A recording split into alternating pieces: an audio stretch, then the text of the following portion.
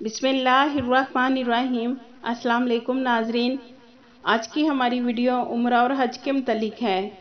नाजरीन, Saudi gadget ने ये न्यूज़ दी है जो कि आप स्क्रीन पर देख सकते हैं कि सऊदी गैजेट ने 3 न्यूज़ उम्रे के मुतल्लिक दी हैं जो हम आपके साथ शेयर कर रहे हैं। पहली न्यूज़ ये है कि जो लोग उम्रा के लिए अतमन्ना ऐप से परमिट ले रहे हैं वो लोग खुद के लिए इजाज़त नहीं ले रहे, दूसरे लोगों के लिए उम्रा जाने के लिए इजाज़त ले रहे हैं और दूसरा बंदा वहां जाकर उम्रा कर रहा है।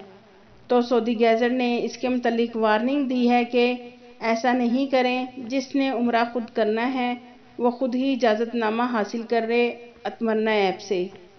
दूसरी न्यूज़ ये है कि अगर आपने उम्रा के लिए इजाज़त लेनी है या उम्रा करना चाहते हैं तो उम्रा करने के लिए आपको वैक्सीन लगवाएं और फिर आप अतमन्ना ऐप से उम्रा के लिए परमिट हासिल कर सकेंगे। ऐसा कुछ नहीं है, यानी कि उम्रा के लिए कोरोना वैक्सीन लगवाना शर्त नहीं है।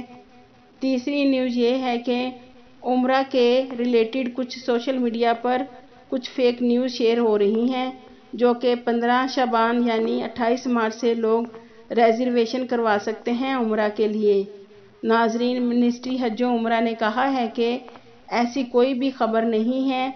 जो सोशल मीडिया पर न्यूज़ चल रही हैं वो सब फेक और मनगढ़ंत हैं।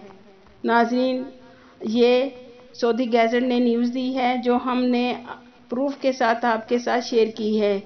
ये थी अब तक की अपडेट। मज़ीद अपडेट रहने के लिए बसमा न्यूज़ को सब्सक्राइब कर दें और बेल आइकन को प्रेस कर दें ताकि हमारी हर नई वीडियो आप तक बआसानी पहुंच सके।